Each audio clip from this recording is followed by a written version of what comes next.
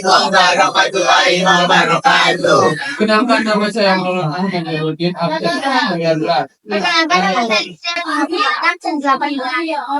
nama saya Priyatmaya Sinsobrian. Perkenalkan nama saya Mira Priscilla Nafsin. Perkenalkan nama saya Iswanto Alwis 27. Perkenalkan saya Nengka Fitri Bilang dan Magelang.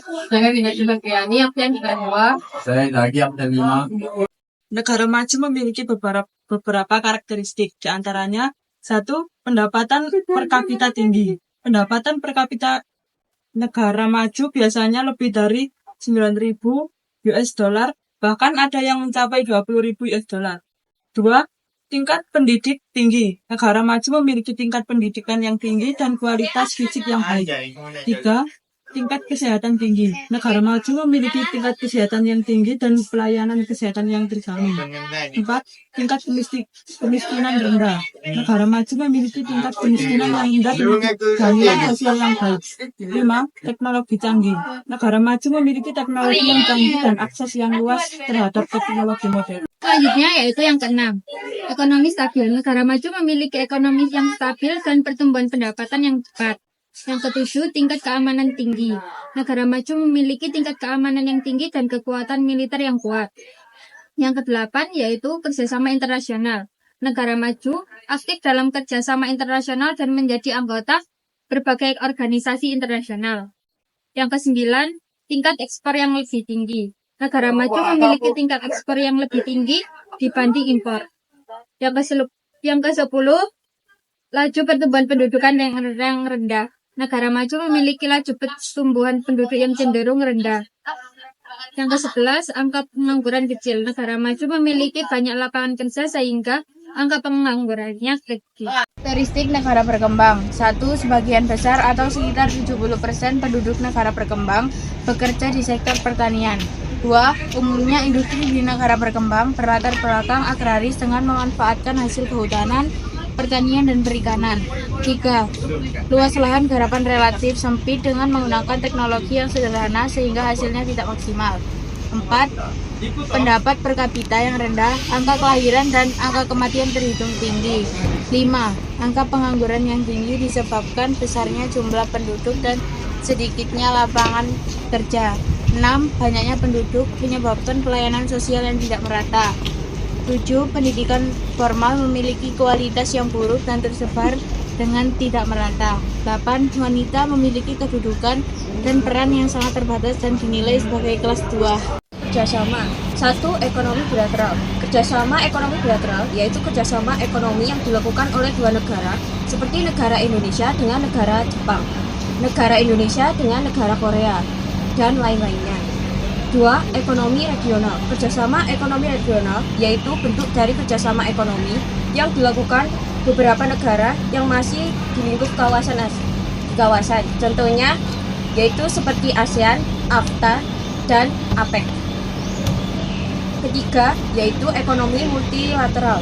Kerjasama ekonomi multilateral yaitu kerjasama ekonomi yang dilakukan oleh dua negara atau lebih yang bersifat internasional.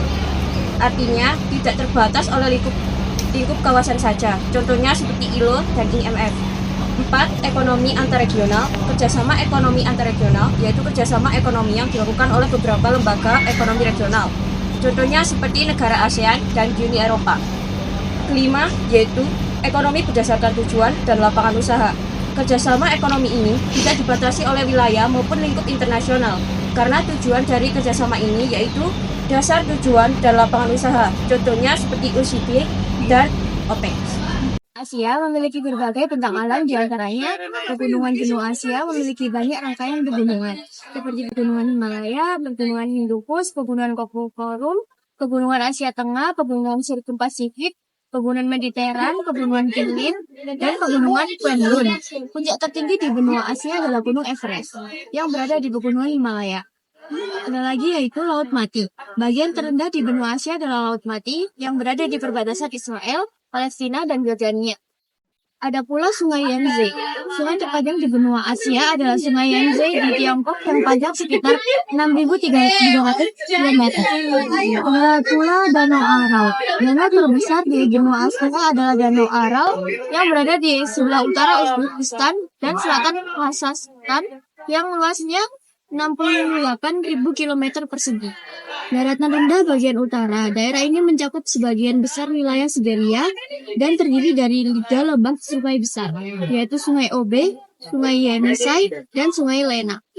Plato-plato tua. Daerah ini terletak di bagian selatan benua Asia dan terdiri atas bagian kristalin yang tua dan keras seperti granit. Yang terakhir ada lembah dan sungai besar. Daerah ini didominasi oleh batuan dan aluvial yang relatif subur. Benua Asia memiliki beberapa karakteristik penduduk, yaitu komposisi usia. Sebagian besar penduduk Asia berusia produktif, yaitu di antara 15 hingga 65 tahun. Sementara itu, 25% penduduk di Asia berusia di bawah 15 tahun, dan 8% penduduk Asia berusia 65 tahun ke atas.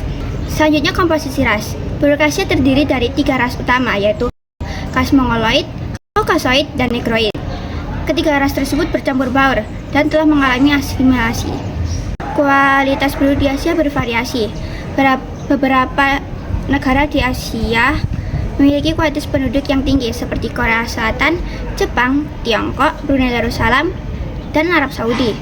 Budaya Asia memiliki budaya yang sangat beragam, seperti agama-agama besar di dunia, seperti Sikh, Konfusianisme, Taoisme, Shinto, Buddha, Hindu, Islam, Kristen, dan Yahudi. Kebanyakan negara di Asia juga memiliki lebih dari satu bahasa atau bahasa pribumi. Persebaran penduduk di Asia tidak merata. Wilayah dengan jumlah penduduk tinggi adalah Asia Tenggara, Asia Timur, dan Asia Selatan. Sementara beberapa wilayah di pedalaman Asia relatif lebih sedikit jumlah penduduknya. Asia Barat atau Asia Barat Daya atau Asia Timur Tengah terdiri dari Chechnya, Armenia, Azerbaijan, Siprus, Suriah, Yordania, Lebanon, Irak, Arab Saudi, Uni Emirat Arab, Bahrain, Qatar, Oman, Yaman, Kuwait, Mesir, Israel, Palestina. Asia Tengah terdiri dari Uzbekistan, Tajikistan, Turkmenistan, Kirgistan, Kazakhstan. Asia Timur atau Asia Timur Jauh terdiri dari Jepang, Korea Utara, Korea Selatan, Tiongkok atau Cina, Makau, Tibet, Taiwan, dan Mongolia. Asia Selatan terdiri dari India, Pakistan, Nepal, Bhutan, Bangladesh, Sri Lanka, Maladewa, Afghanistan, Iran. Asia Tenggara terdiri dari Myanmar, Thailand, Kamboja, Laos, Vietnam, Malaysia, Singapura, Indonesia, Filipina, Brunei, Timor Leste. Asia Utara dalam buku tersebut tidak disebut sebagai Asia Utara, melainkan Rusia. Rusia sebagai negara terbesar di Asia memiliki luas yang hampir sama dengan luas region lain yang terdiri dari beberapa negara. Bukan suara soal keputusan Indonesia untuk mendaftarkan dalam aliansi ekonomi BRICS. Hal ini dikatakan duta besar Dubes Rusia untuk Indonesia, Sergei Kenov dalam briefing media di kediamannya Senin tanggal 28 bulan 10 tahun 2024. Dalam kesempatan itu, Kenov menjelaskan bahwa keputusan Indonesia untuk bergabung dengan BRICS dipandang sebagai langkah signifikan menuju kemandirian global dan kebijakan luar negeri yang aktif. Ini bertujuan untuk menghindari dominasi Barat.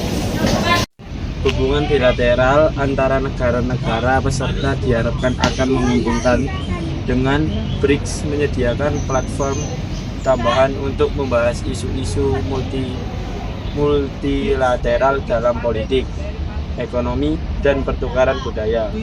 Tuturnya kepada CNBC Indonesia. Ia pun menjelaskan soal rencana BRICS untuk memiliki sistem pembayaran untuk mata uang sendiri.